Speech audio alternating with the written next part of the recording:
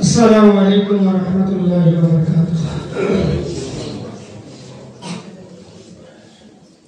الحمد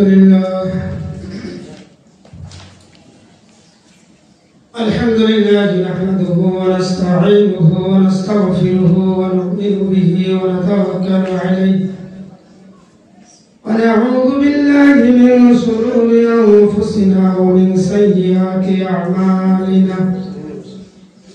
من يهده الله فلا مضل له ومن يضلله فلا هادي له ونشهد أن لا إله إلا الله وحده لا شريك له ونشهد أن محمدا عبده ورسوله. أما بعد فقد قال الله تبارك وتعالى في كلامه المجيد والفرقانه الحميد: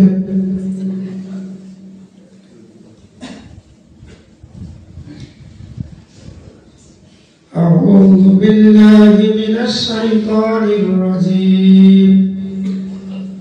بسم الله الرحمن الرحيم. يا أيها الذين آمنوا اتقوا الله حق تقاته ولا تموتن إلا وأنتم مسلمون. صدق الله العظيم. اللهم صل على محمد وعلى آل محمد كما صليت على إبراهيم وعلى آل إبراهيم إنك حميد مجيد. اللهم بارك على محمد وعلى آل محمد كما باركت على إبراهيم وعلى آل إبراهيم إنك حميد مجيد. اللهم صل على محمد وعلى آل محمد كما صليت على إبراهيم وعلى آل إبراهيم إنك حميد مجيد. اللهم بارك على محمد وعلى آل محمد كما باركت على إبراهيم وعلى آل إبراهيم إنك حميد مجيد. اللهم صل على محمد وعلى آل محمد كما صليت على إبراهيم وعلى آل إبراهيم إنك حميد مجيد. اللهم بارك على محمد وعلى آل محمد كما باركت على إبراهيم وعلى آل إبراهيم إنك حميد مجيد. الحمد لله الحمد لله. দরজাটা একটু ছেড়ে দিন, দরজাটা খোলা থাকবে, দরজাটা খোলা থাকবে, দরজাটা খোলা থাকবে। আর আমাদের এই বড় ছাত্ররা ওই বাইরে থেকে আমাদের চটগুলি একটু বাইরে রেখে দেবে, একদম মিলে দেন ওয়ালের সঙ্গে মিলবে। আলহামদুলিল্লাহ। এবার একটু সামনে আসেন, এখানে আসেন, এখানে আসেন।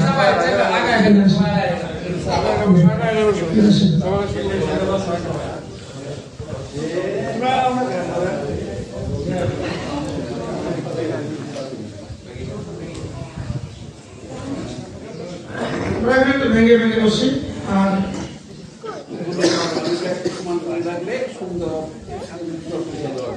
যেটা ভুল ঘটে আমরা চেষ্টা করছি সর্বাত্মক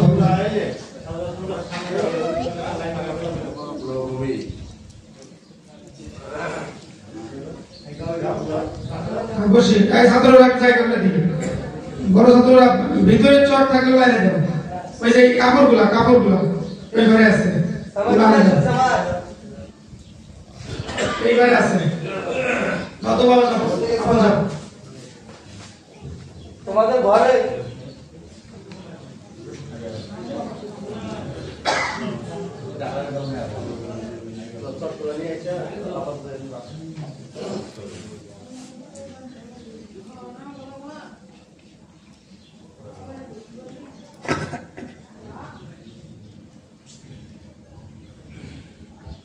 আলহামদুলিল্লাহ, আল্লাহ তাআলা দরবারে লাখ কোটি শুকর ও সুজুদ।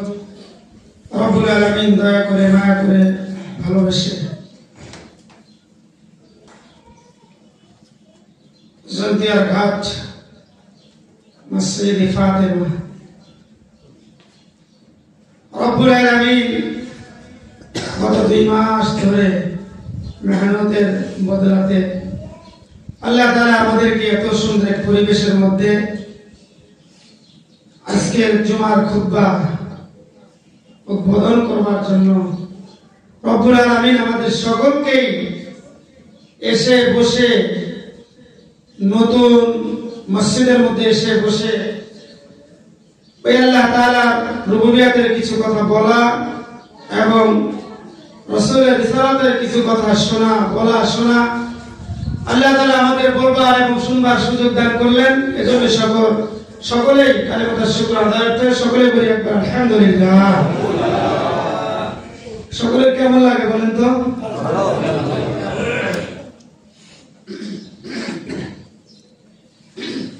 শুকরিয়া, আলহামদুলিল্লাহ। জন্তিয়ার ঘাট, এখানে মসজিদ হবে, ভবিষ্যতে আরো কি আছে সেটা এলাকাবাসী দেখতে পারবে ইনশাআল্লাহ। আল্লাহ তাআলা এখানে মসজিদের ব্যবস্থা করবেন, এটা আমি নিজেও চিন্তা করিনি। খুব দোয়া কান্নাকাটি চলতেছিল।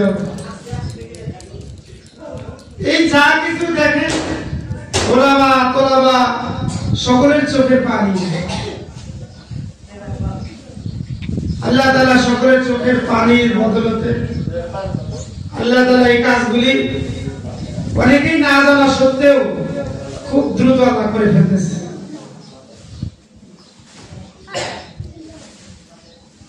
আরো আল্লাহ তাআলা করবে ইনশাআল্লাহ, আশা রাখি। আল্লাহ তাআলা যদি চায় দক্ষিণ পাশে ইনশাআল্লাহ 4 তলা ভবন হবে ইনশাআল্লাহ, আল্লাহ যদি কবুল করে। আল্লাহ যদি আমাকে হায়াত দান করে, আপনারা সকলে যদি দোয়া করেন আর আপনাদের সকলের যদি একাধিক প্রচেষ্টা থাকে, একা দ্বারা হবে না, সকলের সম্মিলিত প্রচেষ্টা, সব আপনাদের। এগুলি আমার কোনো কিছুই না। ওই যে মহিলা মাদ্রাসা করছি ওইটাও মনে করেন জনগণকে দিয়ে দিচ্ছে, জনগণকে দিয়ে দিচ্ছে, অথচ আবার 5 জমি দিচ্ছে। এটা তো জনগণ দিচ্ছে না। মনের মধ্যে এই পরিমাণ কিলোকাল রাখি নাই যে আমি চিন্তা করছি একটা জিনিস, আমি যদি কোন জিনিস আমার নামে করি, আল্লাহ তাআলা আমাকে এটা দিছে না। সবাই শুনেন কথাগুলি, সবাই শুনবেন মনোযোগ দিয়ে। দিলের মধ্যে যদি কোনো কালি থাকে দূর করে ফেলবেন, একেবারে দূর করে ফেলবেন। যদি দূর না করেন, কিয়ামতের মধ্যে আপনার সাথে, আপনাদের সাথে, আমাদের সাথে সাক্ষাৎ হবে, আমার সাথে দেখা হবে সকলে। আমার চিন্তা চেতনা হলো আমার ছেলে, হুজুরের ছেলে কি হুজুর হবে নাকি? আলেম হবে কি হবে না? ইনশাআল্লাহ হবে। আপনারা সকলে দোয়া করলে আমার চেষ্টা আছে, আলহামদুলিল্লাহ আলেম বানাবো। ছেলে যেন এই কথা না বলতে পারে আমার বাপ কষ্ট করে গেছে, আমি এখানকার হুজুর, এই কথাটা না বলতে পারে। যে কারণে বাপের দেওয়া জমিও জনগণের দিয়েছি। হ্যাঁ, যদি আল্লাহ তাআলা যোগ্যতা দান করে, যদি জনগণ চায় তাহলে থাকবে। আর যদি যোগ্যতা না থাকে, হুজুরের বেটা হুজুর, পীরের বেটা পীর, চলবে না। প্রথম কথা এটা বললাম, আমার নিয়ত ছিল এরকম, আমার ইচ্ছা ছিল এরকম, এরাদা ছিল এরকম নিয়ত।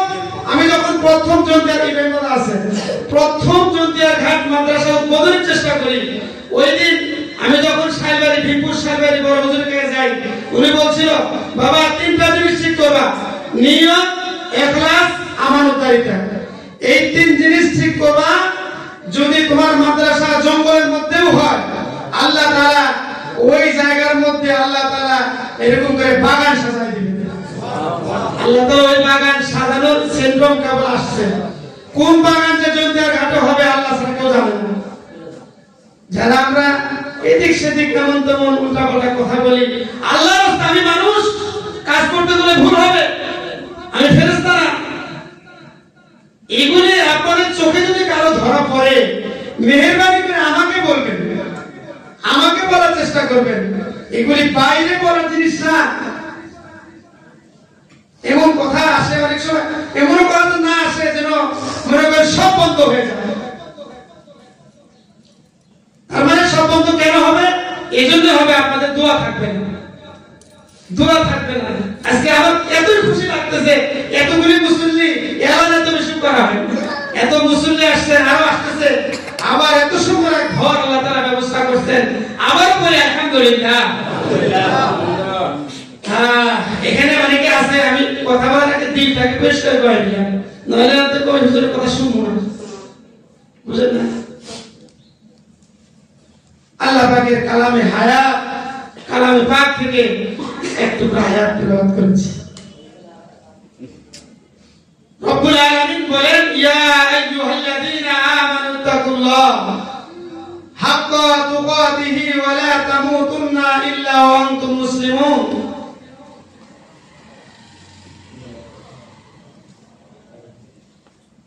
রবের কথা হলো, হে ঈমানওয়ালারা, তোমরা যারা ঈমান এনেছো তোমরা আল্লাহ তাআলাকে ভয় করো, ইত্তাকুল্লাহ, আল্লাহ তাআলাকে ভয় করো। কেমনে ভয় করব? আল্লাহ তাআলা বলেন হাক্কা তুকাতিহি, যেমন ভয় করার কথা রব তোমাকে বলেছেন, ওয়ালা তামুতুন্না ইল্লা ওয়া আনতুম মুসলিমুন, মুসলমান না হওয়া পর্যন্ত কবরে যায় না।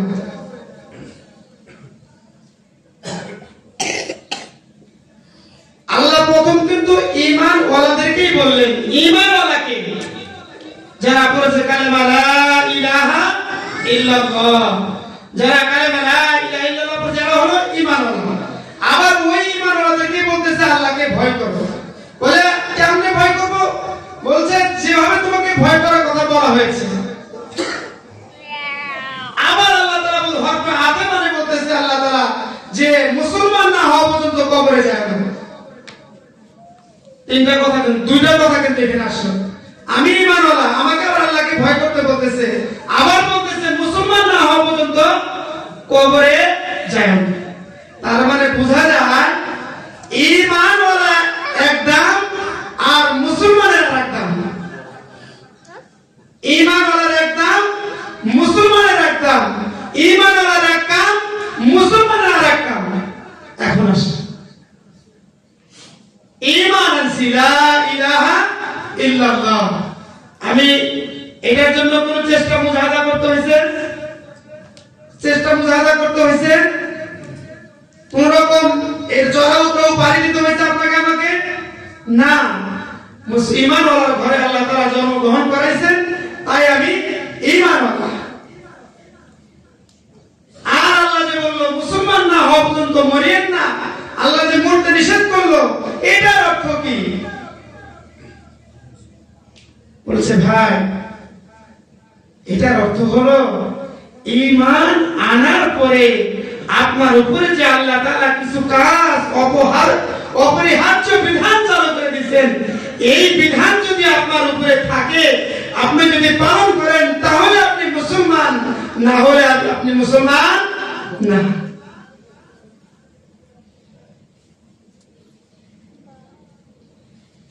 ঈমানওয়ালা তিন গুণ। ঈমানওয়ালার কয় গুণ বলেন? ঈমানওয়ালার কয় গুণ? তিন গুণ।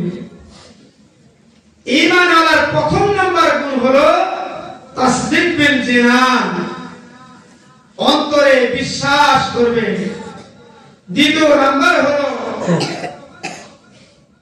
প্রথম নাম্বার গুণ হলো ইকরারুল লিসান, মুখ দিয়ে বলবে। দ্বিতীয় নাম্বার গুণ হলো তাসদীক বিল জিনান, অন্তরে বিশ্বাস করবে। তৃতীয় নাম্বার গুণ হলো আরকান বিল আমাল, আমলে পরিণত করবে। এখন কোন ঈমানওয়ালার মধ্যে যদি এই তিন গুণ পরিপূর্ণ থাকে, তাহলে সে মুসলমান, তাহলে সে মুসলমান।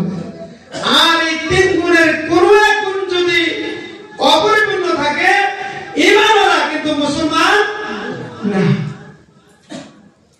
এই তিন গুণের মধ্যে দেখেন, ঈমান কালেমা লা ইলাহা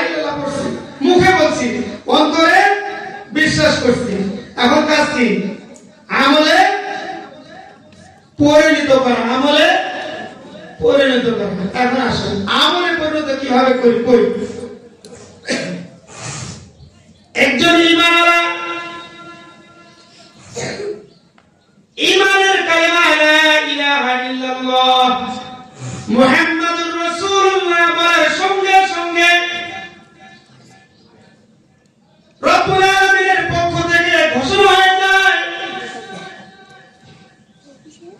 আমি রব তোমার জন্য কিছু বাধ্যবাধকতা, আমি রব তোমার জন্য কিছু নিয়ম বর্তিতা আমি তোমার সামনে পেশ করলাম। এর মধ্যে এক নম্বর হলো রবের পক্ষ থেকে ঘোষণা আছে, মা আতাকুমুর রাসূল ফাখুযুহু ওয়া মা নাহাকুম আনহু ফান্তাহু। আমার বান্দারা শুনো, আমার রবের পক্ষ থেকে তোমাদেরকে যা দেওয়া হয়েছে, আমার রবের পক্ষ থেকে আমার রাসূলের মাধ্যমে তোমাদেরকে যা দেওয়া হয়েছে, প্রত্যেকটা জিনিস তোমরা পুঙ্খানুপুঙ্খানু হিসাবে পালন করো। আর যেগুলি থেকে নিষেধ করা হয়েছে, বাধা করা হয়েছে, ওগুলি থেকে নিষেধ হিসাবে পুঙ্খানুপুঙ্খানুরূপে তোমরা নিষেধ হিসাবে মানার চেষ্টা করো। এটা যদি না হয়, মানলাম রবের হুকুম, নামাজ মানলাম, রবের হুকুম গুনাহ থেকে পরিত্যাগ করা এটা মানলাম না, রবের হুকুম মানা হলো না, রবের হুকুমের উপরে আমল করা হলো না। ঈমান আনার পরে মুসলমানের উপরে সর্বপ্রথম কাজ হলো, ঈমান আনার পরে মুসলমানের উপরে সর্বপ্রথম কাজ রবের হুকুম পালন করা। রবের হুকুমের সর্বপ্রথম হুকুম হলো, রাসূলুল্লাহ সাল্লাল্লাহু আলাইহি ওয়াসাল্লাম বলেন, আউয়ালু মা ইউহাসাবু বিহিল আবদু ইয়াউমাল কিয়ামাতিস সালাহ।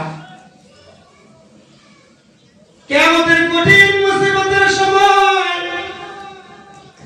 আল্লাহ পাকের লা দিল্লা ইল্লা দিল্লা রাসূলুল্লাহ, আল্লাহ পাকের আরশ ছাড়া যখন কোনো ছায়া থাকবে না, আল্লাহ পাকের আরশ ছাড়া যখন কোনো ছায়া থাকবে না, আমার জমিন উপর থেকে আধা সূর্য উপর থেকে যখন সূর্য এরকম করে তাপ দেওয়া শুরু করবে, ওই কঠিন মুহূর্তে যখন আল্লাহ পাকের আরশের ছায়া ছাড়া কোনো জায়গা থাকবে না, রব্বুল আলামিন বলে ওই কঠিন মুহূর্তে, ওই কঠিন মুসিবতের সময়, ওই কঠিন মুসিবতের সময় আর কোন বিষয়ের হিসাব হবে না, একমাত্র একটা জিনিসের হিসাব হবে, সেটা হলো নামাজ। সেটা হলো কি? নামাজ। যার নামাজ ঠিক সব ঠিক, যার নামাজ ঠিক সব ঠিক, নামাজ ঠিক নাই ঠিক নাই। কদুস্ত বুজুর্গ, কিয়ামতের ময়দানে সর্বপ্রথম ঈমানওয়ালাকে জিজ্ঞাসা করবে, তোমার নামাজ ঠিক হয়েছে কিনা? সর্বপ্রথম। আর রবের রুবুবিয়তের পরিচয় হলো নামাজের মধ্যে। রব যে আমার মালিক, রব যে আমার খালিক, রব যে আমার বানানেওয়ালা, রব যে আমার পালনেওয়ালা, এর পরিচয় হলো নামাজের মধ্যে। রবের পুঙ্খানুপুঙ্খানু শুকরিয়া আদায় হয় হলো একমাত্র রবের কুদরতি কদমের মধ্যে সিজদা করার মধ্যে। এইজন্য মোহতারাম দোস্ত বুজুর্গ, রবের যে হুকুম, রবের যে হুকুম, নামাজ ছেড়ে দিলেন, সব নষ্ট হয়ে গেল। রাসূল বলেন, লা সালাতা লা ঈমানা। শুনেন সবাই শুনেন কথাগুলি। যার নামাজ নাই তার ঈমান নাই। বলেন, যার নামাজ নাই তার কি নাই? ঈমান নাই। রাসূল বলেন, সালাতু বাইনাল মুমিনি ওয়া বাইনাল কুফরি। যে নামাজ হলো মুসলমান এবং কাফেরের মধ্যে পার্থক্য সৃষ্টি করে। এটা যেই হোক, বাপ হলো বাপের ক্ষেত্রেও, চাচা হলো চাচার ক্ষেত্রেও, মা হলে মায়ের ক্ষেত্রেও, মামা হলে মামার ক্ষেত্রেও, এটা যেই হোক না কেন, নামাজ যে পড়েন না তার কোনো দাম রবের কাছে নাই। আর এই বাড়ির হযরত সবসময় বলতো, এ যুবক, জেনা করো তবুও নামাজ পড়ো, সুদ খাও তবুও নামাজ পড়ো, হাজার গুনাহ করো তবুও নামাজ পড়ো। জেনা করলে ঈমান যায় না, সুদ খাইলে ঈমান যায় না, কবিরা গুনাহ করলে ঈমান যায় না, কিন্তু যে যুবক নামাজ ছেড়ে দেয় তার ঈমান নাই, বউ বড় তালাক।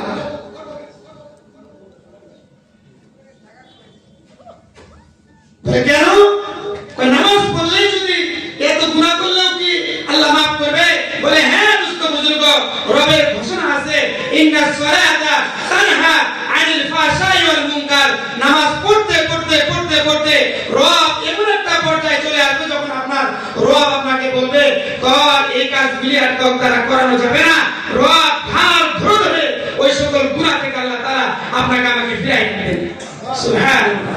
এটা রবের হুকুম, এটা রবের কথা, আমার কথা না। যে নামাজ যত প্রকার গুনাহ আছে প্রত্যেকটা গুনাহ থেকে রব আপনাকে আমাকে ফিরায় রাখবে, একমাত্র নামাজের মাধ্যমে, অন্য গুনাহ আমলের মাধ্যমে নয়। এইজন্য ভাই দোস্ত বুজুর্গ, আমরা এরাদা করি নতুন মসজিদ, মুসলমান হওয়ার সত্যই যখন নামাজ, আল্লাহ ঈমান আনতে কইল আবার মুসলমান হইতে বলল, তার মানে বোঝা যায় ঈমান দ্বারা জান্নাত পাওয়া যাবে, কিন্তু আগে আংরা হওয়া লাগবে। আগে কি হওয়া লাগবে? আংরা হওয়া লাগবে। আর যদি মুসলমান হওয়া যায় আল্লাহ তাআলা সরাসরি জান্নাত দিয়ে দিবে। সুবহানাল্লাহ।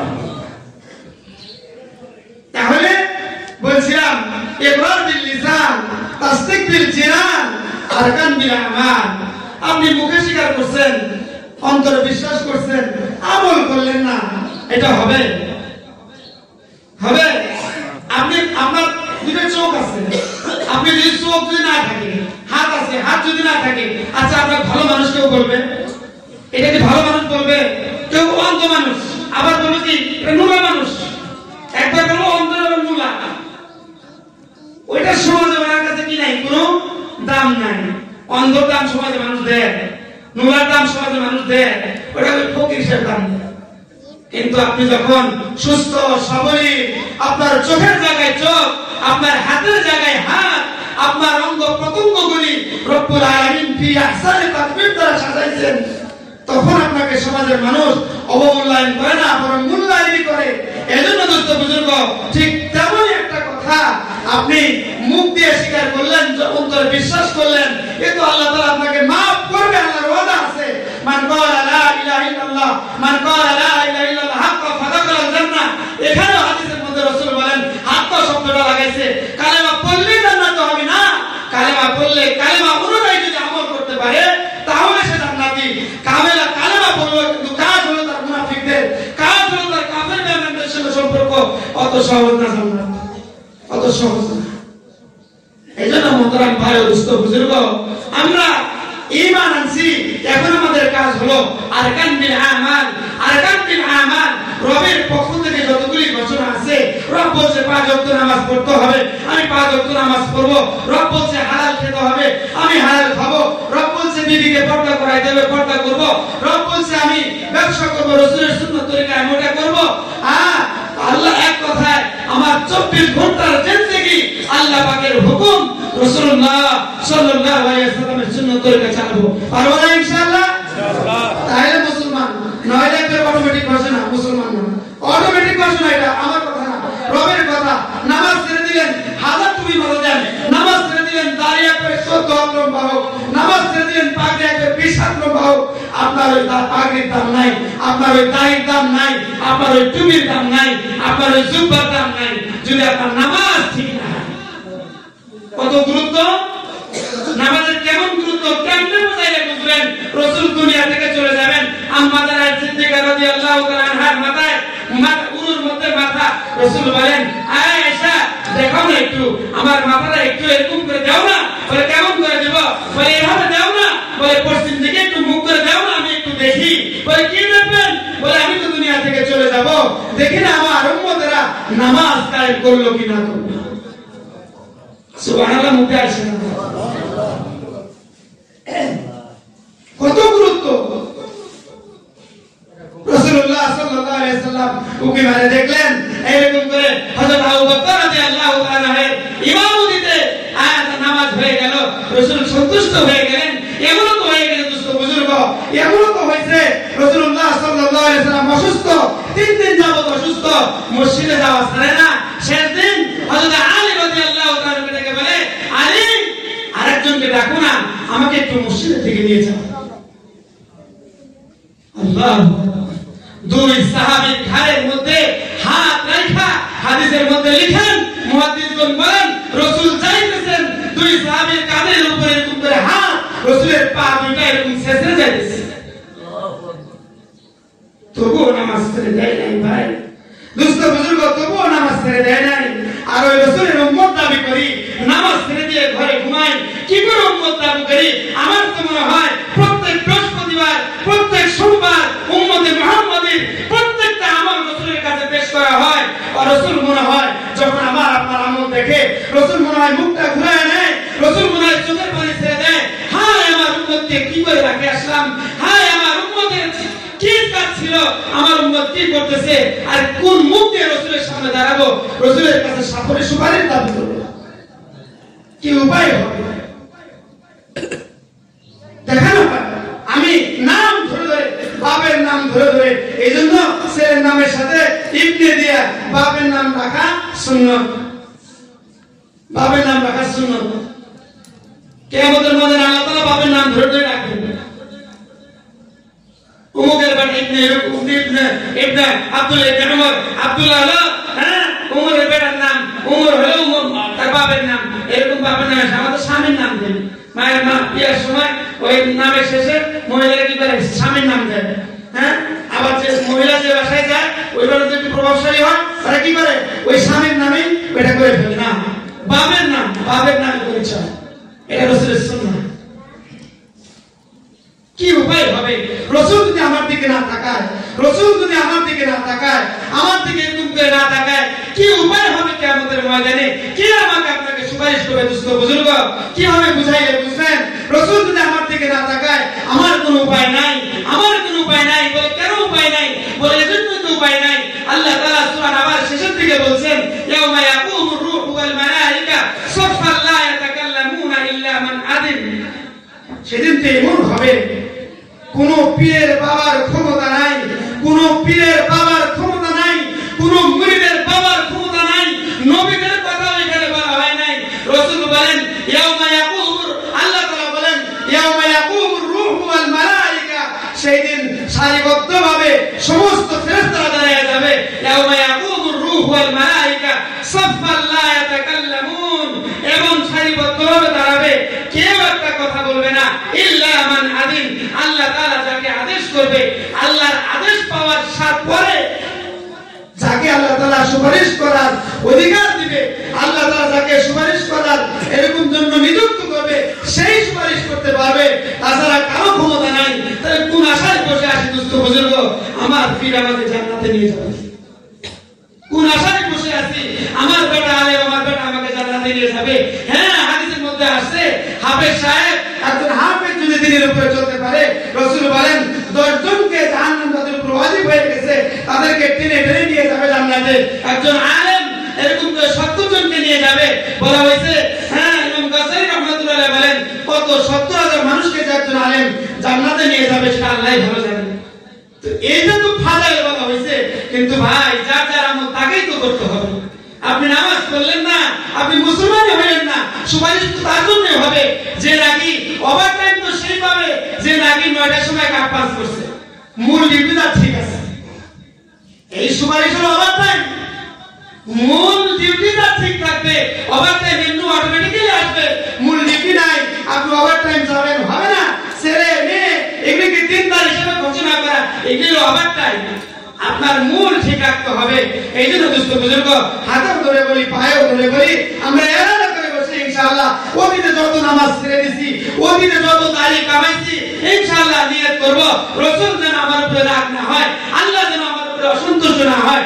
আমরা নিয়ত করি ইনশাআল্লাহ 5 ওয়াক্ত নামাজ জামাতের সঙ্গে পড়ার চেষ্টা করব। ভাই ইনশাআল্লাহ, ইনশাআল্লাহ, ইনশাআল্লাহ। আল্লাহ তাআলা আমাদের সবাইকে কবুল করেন। আলহামদুলিল্লাহ, অনেক কথা বললাম, সবাই মাফ করবেন, সবাই মাফ করবেন। আপনারা সবাই দোয়া করবেন। এটা তো শুরু, এটা ইবতিদা, আরবিতে ইবতিদা, এটা শুরু। আল্লাহ তাআলা ইনশাআল্লাহ আগামী কিছুদিনের মধ্যে, আল্লাহ চাহে তো কিছুদিন বললাম, আল্লাহ চাই তো আপনার আমার জন্য আরো বড় বড় সুখবর আল্লাহ তাআলা অপেক্ষা রাখছেন ইনশাআল্লাহ। সবাই দেখতে পারবেন ইনশাআল্লাহ। আল্লাহ কতদিন পর্যন্ত আমাকেও হায়াত দান করেন, আমাদের কমিটি উপদেষ্টা বৃন্দ, আমাদের উন্নয়ন কমিটি বৃন্দ, আমাদের স্থানীয় কমিটি যারা আছেন, মুহিব্বিন মুতাআল্লিমিন মুতাআসসিমিন যারা আছেন, আল্লাহ তাআলা সবাইকে যেন কবুল করেন। কতদিন পর্যন্ত আল্লাহ সকলের হায়াতে বারাকা দান করেন, বলে আমিন। আলহামদুলিল্লাহ। আপনারা দেখতে পাচ্ছেন এত সুন্দর একটা মসজিদ। প্রথমে বলছি আমি কি আপনাদের দোয়া, চোখের পানি, কান্নাকাটি সকলেই চেষ্টা, ঐকান্তিক চেষ্টা ফলাফল। তো কার মাধ্যমে কাজটি আসলো তাকে একটু চেনার দরকার আছে কিনা ভাই? আছে তো ইনশাআল্লাহ। আমি তো গুনাহগার, আমার তো গুনাহের সীমা নাই, সংখ্যা নেই। কিন্তু এমন মানুষ আছে এখানে যাদের জবানও খুব ভারী, যারা আল্লাহ তাআলার ভয়ে চোখের পানি ওলেছি ফালা, যে কারণে আল্লাহ তাআলা এই কাজগুলি করেন। একটা কথা মনে রাখবেন, গুনাহ হয়ে যাবে, গুনার উপরে স্থির থাকা এটা মুমিনের সিফাত না। গুনাহ হয়ে গেছে সঙ্গে সঙ্গে তওবা করা, এটা হলো মুমিনের সিফাত। এটা কিসের সিফাত? শুনেন, এখানে কিন্তু আপনাকে আমার দুনিয়ায় পাঠানোর জন্য অনেক কেরামতি আছে আল্লাহ। হ্যাঁ, আপনি তো আমি গুনাহগার, ফেরেশতারা এমন ফেরেশতারা আছে যারা কি রুকুতে গেছে আর জীবনে কোনোদিন রুকু থেকে উঠবে না, যারা সিজদায় গেছে আর কোনোদিন সিজদা থেকে উঠবে না। আল্লাহ পাকের প্রত্যেকটা হুকুম পালন করার জন্য ওতপ্রোতভাবে স্বতঃস্ফূর্তভাবে ওয়ালাদানাল কাম তারা ইন্তজার অপেক্ষায় আছে। কিন্তু আল্লাহ তাআলা কি ঠেকানাই করলো, কি ঠেকানাই করলো, আপনাকে বানাইলো এই জমিনে গুনাহ করবার জন্য, ফিতনা করবার জন্য। এর ব্যাখ্যায় মুফাসসিরগণ বলেন, রব ওইটা ভালো লাগে না, কত সবে দিব, রবে এটা ভালো লাগে না, রব বলে এটা ভালো লাগে না। যারা গুনাহ করে তারা কানবো কি, যারা ভুল করে না, অন্যায় করে তার চোখে পানি আছে, পানি আছে। যাদের কোনো ভুল নাই, যারা ভুল করে তাদের চোখে তার পানি নাই, যাদের ভুল হয় তাদের চোখে পানি আছে। আল্লাহ কয় না আমার ভালো লাগে না। হ্যাঁ বলে তারা, আমি তো এমন এক জাতি, এমন এক প্রতিনিধি বানাইতে চাই যারা জমিনে যায় ভুল করবে, ভুল হওয়ার সঙ্গে সঙ্গে, ভুল ধরার সঙ্গে সঙ্গে আমার কাছে তওবা করে ফিরে আসবে। আমার রব আমার কুদরতি কদমে সিজদা করবে, আমার কুদরতি কদম ধরে ধরে কাঁদবে। আমি রবের তীর চুলাই যাবে, আমি রব মাফ করে দিব, আমি রব তাকে মাফ করে দিয়ে চিরস্থায়ী জান্নাতি বানাবে। এই আমার দুনিয়া আমাকে পাঠানোর জন্য এটাও একটা উদ্দেশ্য। আমি আপনি গুনাহ করবো, আল্লাহর কাছে কাঁদবো। অতীতে গুনাহ হয়ে গেছে, 30 বছর গুনাহ হয়েছে, 40 বছর গুনাহ হয়েছে। নতুন মসজিদ থেকে, নতুন খুতবা থেকে আমরা এরাদা করি, আমার জীবনে যা গুনাহ হয়েছে আল্লাহ আমি আর গুনাহ করবো না, আমি তোমার হুকুম ছাড়বো না, আমি রাসূলের সুন্নাত একটাও ছাড়বো না। বিশেষ করে যারা দাড়ি রাখি নাই, আমরা দাড়ি রাখার চেষ্টা করবো। রাসূল বলেন যে ব্যক্তি দাড়িতে পোঁছ দেয়, যে ব্যক্তি দাড়িতে পোঁছ দেয় সে যেন রাসূলের গলার মধ্যে পোঁছ দেয়। রাসূলের গলায় পোঁছ দিলে কি উপায় হবে? বাপের সাথে বেয়াদবি করলে এখানে বাপ বাড়ি করে না, হ্যাঁ হয়তো ত্যায্য পুত্র করে দিলাম। আর উম্মতের রাহবা, যেই নবীর সুপারিশ ছাড়া, যেই নবীর উম্মত জান্নাতে যাওয়া ছাড়া, অন্য আগে যাওয়া ছাড়া অন্য কোন নবীর উম্মত জান্নাতে যাবে না। এত দামি জিনিস তবু আমরা বুঝি না, আমরা দোয়েল পাখির মতো। দোয়েল পাখি সংসদে দিয়ে দিচ্ছে, দোয়েল পাখি টাকার মধ্যে দিয়ে দিচ্ছে। ছাত্রদেরকে শিখায় জাতীয় পাখি কি দোয়েল, ছাত্রীদেরকে শিখায় জাতীয় পাখি কি দোয়েল। বিভিন্ন রকম বিয়ার মধ্যে দেওয়া দোয়েল পাখি কি জানো? ও জানলে কিন্তু ফুরুম ফুরুম করতো, এক রাত থেকে আরেক রাত যাইতো না। তো মুসলমান এমন হয়ে গেছে, মুসলমানের যে একটা পরিচয় আছে, মুসলমানের যে একটা কাজ আছে, মুসলমান ভুলেই গেছে। মুসলমানের মধ্যে মুসলমান, উম্মতে মুহাম্মাদের যে একটা পরিচয় আছে এটা মুসলমান ভুলে গেছে। উম্মতে মুহাম্মাদের একজন জান্নাতে না যাওয়া পর্যন্ত অন্য কোন নবীর উম্মত জান্নাতে প্রবেশ করবে না। কত দামি, কত দামি! এই দামি ধরে রাখার জন্য আমল করতে হবে, হবে না ভাই? ইনশাআল্লাহ আল্লাহ তাআলা আমাদের সবাইকে তৌফিক দান করেন। বলতেছিলাম যে ভাইয়ের মাধ্যমে আমার একটা এসএমএস, আর যে ভাইকে পাইলাম আমি, আমার একটা এসএমএস আলহামদুলিল্লাহ আপনাদের বরকতে সারা বিশ্বব্যাপী একটা সার্কেল হয়ে গেছে। আল্লাহ শুকরিয়া।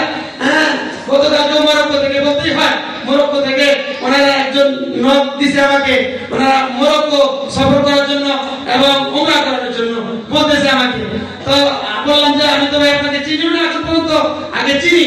আলহামদুলিল্লাহ সার্কেল এখন হয়ে গেছে, সব আমার সামনে আমার ভাই আছেন আলহামদুলিল্লাহ, সুদূর চট্টগ্রাম থেকে আগত বিশিষ্ট লেখক ও গবেষক, উম্মতের দরদ রাহমান আহমদ রশিদ ব্রাদার বাহার ভাইজান, সেই চট্টগ্রাম থেকে আজকে 2 মাস থেকে আমাদের জন্য সেই ঐকান্তিক প্রচেষ্টায় এই মসজিদ আলহামদুলিল্লাহ ওনাকে আপনাদের সামনে দাঁড় করাবো। আলহামদুলিল্লাহ আপনারা সকলে ওনার জন্য দোয়া করবেন, আল্লাহ তাআলা যেন ওনার হায়াতে বারাকাত দান করেন। উনি অনেকগুলি প্রজেক্ট আমাদের দিনাজপুরের জন্য নিয়েছেন, আমাদের এলাকার জন্য, এলাকার মা বোনদের কিভাবে স্বাবলম্বী করা যায়, এলাকার ভাই ব্রাদারদেরকে কিভাবে স্বাবলম্বী করা যায়, মাদ্রাসায় আমাদের পাশে খ্রিস্টান মিশনারিদের তৎপরতা, ওটা থেকে আমাদের ঈমানওয়ালা মুসলমানদের ছেলে মেয়েকে কিভাবে বাঁচানো যায়, এটার একটা ফিকির আলহামদুলিল্লাহ চলতেছে। আপনারা সকলে দোয়া করুন ওনার জন্য, আল্লাহ তাআলা যেন ওনার হায়াত আমাদের উপর দীর্ঘায়িত করে দেন, বলি আমিন। আলহামদুলিল্লাহ আমরা শেষ পর্যায়ে চলে আসছি। আমরা এখন একটু আমরা আমাদের যে কাঙ্ক্ষিত মেহমান চট্টগ্রামের, ওনার কাছ থেকে একটু কিছু শুনবো ইনশাআল্লাহ। এরপরে আমরা ওনাকে আমাদের পক্ষ থেকে, আমাদের এলাকাবাসীর পক্ষ থেকে আমরা একটু সম্মাননা, একটা পুরস্কার আলহামদুলিল্লাহ। আমার ভাইয়ের জন্য এলাকাবাসী কত দরদি, আলহামদুলিল্লাহ কত ভাই ভালোবাসে আমাকে। কত কাছে দিয়ে বলতে হুজুর এটা করতেই হবে, এটা না করলে হবে না, এটাই করতে হবে। আমি একটু এলাকাবাসীকে বুঝলাম যে আমি একাই ভালোবাসি না এলাকার সবাই ভালোবাসে। তো আলহামদুলিল্লাহ এর দ্বারা প্রমাণ হয়েছে এলাকার সবাই ভালোবাসে। এই জন্য ভাইকে আমরা একটু কিছুক্ষণ অল্প সময় কিছু কথা বলার জন্য সময় অনুরোধ করতেছি ইনশাআল্লাহ। ভাইদের কিছু বলবেন ইনশাআল্লাহ।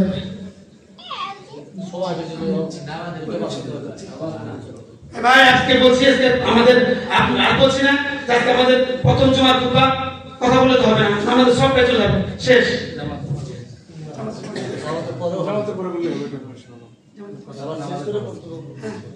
আরেকটা কথা বলি, আমাদের এখানে একটু মেহমানদারি ব্যবস্থা আছে আলহামদুলিল্লাহ। আপনারা নামাজ করে মেহরবানি করে যাবেন, আপনারা সকলেই দাওয়াত। আমি বলছিও কখনো, আবারও বলতেছি, আমাদের সম্মানিত আমাদের পাল্টা পরিণয় চেয়ারম্যান সাহেব আছেন, আমাদের সাবেক চেয়ারম্যান সাহেব আছেন, আমাদের বিভিন্ন ওয়ার্ডের মেম্বার সাহেবগণ আছেন, ইনশাআল্লাহ সকলেই থাকবেন। আর আপনারা থাকবেন ইনশাআল্লাহ, সকলেই দুয়ায় শরীক হবেন। আমরা নামাজ পড়বো এখন, এরপর ইনশাআল্লাহ নামাজের শেষে আমাদের অল্প সময় কিছু কাজ আছে, এবং আমাদের খানার ইন্তজাম হয়ে যাবে ইনশাআল্লাহ। তো তখন আমরা ধৈর্য ধরবো, আল্লাহ তাআলা আমাদের সবাইকে সবর করার তৌফিক দান করেন। সুন্নাত পড়ি, ইনশাআল্লাহ সুন্নাত পড়ি। আর বলো আমাদের তো পার্টি নাই ইনশাআল্লাহ, ওই যে গ্লাস দেওয়া হয়েছে, মেহরবানি করে নামাজ শেষে দিয়ে দেবেন ইনশাআল্লাহ। মোবাইল বন্ধ করতে